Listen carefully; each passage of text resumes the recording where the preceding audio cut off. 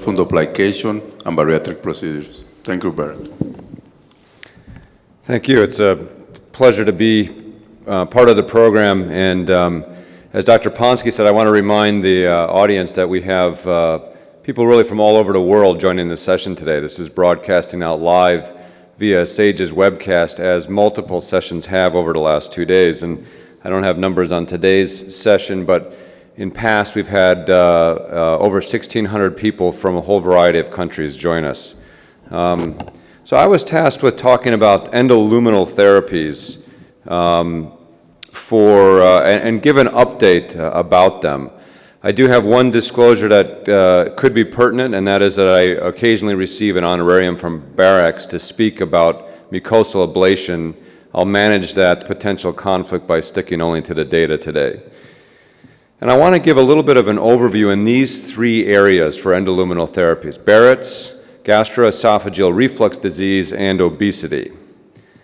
And I want to start with the Barrett's esophagus. So this has really been an exciting area for surgical endoscopists in the last few years, because it's one of those examples where minimally invasive procedures, and in this case an endoscopic procedure, has really replaced surgery for managing a disease process.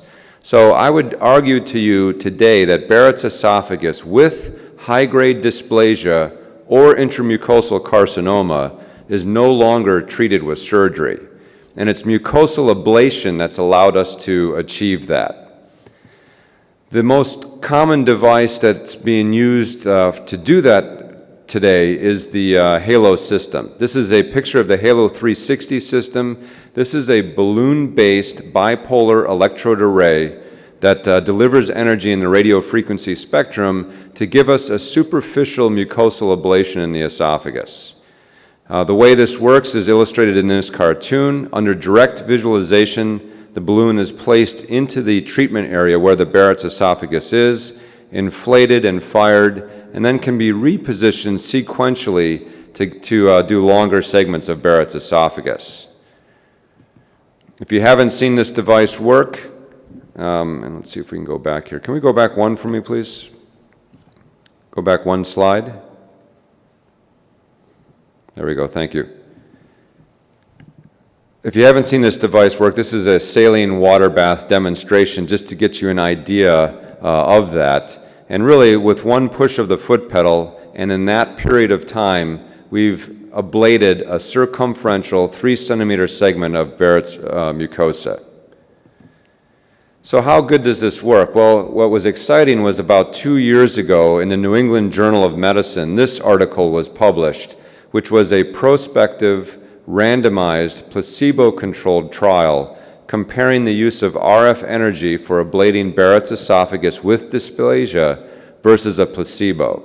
It was 127 patients across 19 centers, and the results showed that over 90% of patients had their low-grade dysplasia eradicated, over 80% had their high-grade dysplasia eradicated, and if you look at progression of disease, you can see that the RF group had a lower rate of progression to cancer or progression to disease of any type. And in fact, over 77% of patients had complete eradication of their Barrett's esophagus by using RF mucosal ablation. And what's happening down the road for this type of technology is looking at non-dysplastic Barrett's esophagus. Many argue that Barrett's should be treated as a colonic polyp, and we should not wait for it to progress to dysplasia. We should aggressively manage it by getting rid of it, and we're going to see more data coming down the road about whether or not that's a good idea for non-dysplastic Barrett's. Let's move on to GERD, gastroesophageal reflux disease. We've seen a whole laundry list of devices in this space over the years, and most of them have fallen by the wayside for a variety of challenges. There are 2 FDA-approved devices on the market now for the endoscopic management of gastroesophageal reflux disease. One is this device. This is a device that creates a transoral incisionless fundoplication, also known as TIF. And this is essentially an endoscopic device that creates a involution, if you will, of the distal esophagus in the stomach, almost like a Belsey type configuration, and then fashions that by applying I-beam fasteners across the stomach and the esophagus. So this is a cartoon illustration of how that works. You can see, I guess I'll have to use the laser pointer. You can see that the device clamps the esophagus and the area of the cardia of the stomach together and then applies these I-beam fasteners that cause that involution. Endoscopically, it creates quite a good-looking fundoplication. When you look at that wrap, that looks similar to what a toupee fundoplication looks like. In a real clinical case, this is just kind of an example of the progression. So this is a very patulous GE junction at the beginning, immediately after creating the TIF fundoplication, and then 3 months later, and it still seems to have a good configuration. The data in this technology is evolving.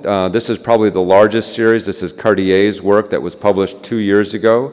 86 patients in a prospective multi-center trial. Their primary endpoint was reduction of symptoms. They also measured heartburn and scores and pH exposure.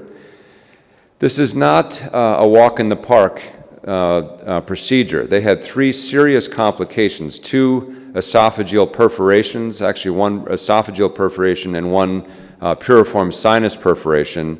They had another patient bleed 4 units of blood. When you compare the results, if you look at patients who were taken off of their acid suppressant medicine and then had their GERD quality of life scores measured, the TIF procedure pre and post seemed to significantly decrease their symptoms. I like to compare how are your symptoms after TIF compared to when you were on your medicines, and I think that's an interesting point. And you can see that essentially the TIF procedure in this study allowed you to feel as good off of your PPI medicine and with the TIF procedure as you felt on your PPI medicine beforehand. The study also suggests that it reduced regurgitation, although interestingly the statistics on that were not reported. The percent time that pH was normalized was only about 1/3 of these patients, and that seems to be a recurrent theme in the anti-reflux procedure world in endoluminal therapies. The durability of this procedure has been questioned, and this is an article that was published last year, small series of patients with about 1 year follow-up, showing again some serious adverse events, perforations, transfusions, and permanent numbness of the tongue in 1 patient. And the results were a little concerning in this study. 53% of patients had recurrent symptoms, almost 70% required a re-intervention or had to be put back on PPI, and 53% of patients were dissatisfied about 1 year out from the procedure. And the authors questioned the durability and thought that going forward with this device, that it should be done as part of a study protocol. In my opinion, the jury is a little bit out on this, and there's a lot more data coming down the pike that should help us understand its effectiveness. There are a couple of industry-sponsored trials, some single-center trials, and a couple of nice randomized trials that will be coming down the road, so I encourage you to keep your eye on the literature for it. I want to mention a word about Stretta. This was actually the first FDA-approved device on the market for the endoscopic treatment of gastroesophageal reflux disease. It came out in 2000. It actually spent a period of time off the market, and over the last couple of years, this technology was purchased by Mederi and is back out on the market and available. This is a radiofrequency energy application to the muscularis of the lower esophageal sphincter. A balloon catheter with 4 radially placed electrodes is put down in the area of the LES, and then it's used to sequentially place these radiofrequency little punctate lesions into the muscle. And you start just above the Z-line and then work down sequentially to get 4 antegrade treatments and then additional 2 levels of what are called pullback or retrograde treatments. This treatment seems to cause collagen contraction, and you can see kind of a pre and post treatment of the hiatus here. And the data shows that the device will decrease the compliance of the lower esophageal sphincter and also decreases lower esophageal sphincter relaxation episodes, which seems to be its mechanism of action. This procedure actually went through a prospective double-blind randomized trial when it first was coming to the market. And that trial, which enrolled about 65 patients across 8 centers, showed that the device was clearly better than placebo in helping patients feel better and seemed to decrease their acid exposure over a 12-month period of time.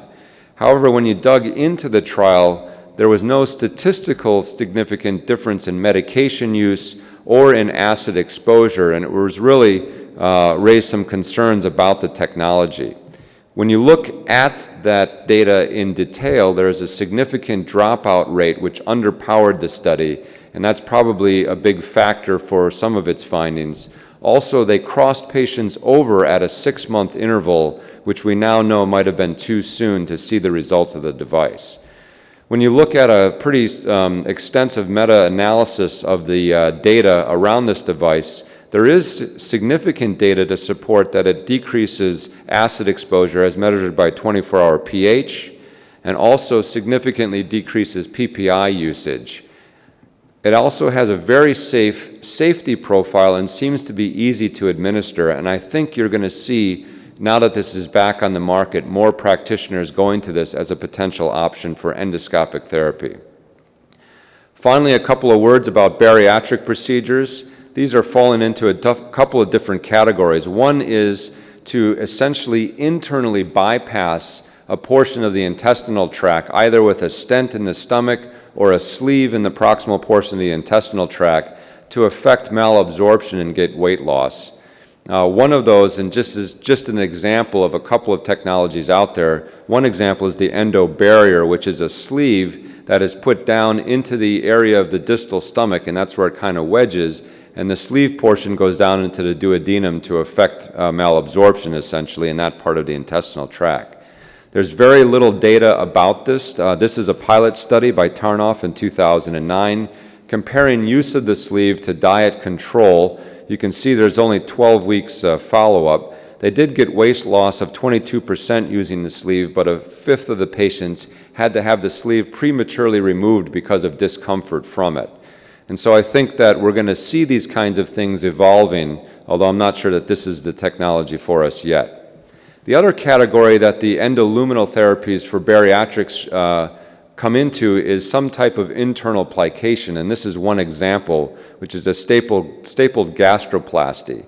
This is essentially an endoscopic TA device, which has an anvil like a GIA or a TA device that we're used to looking at.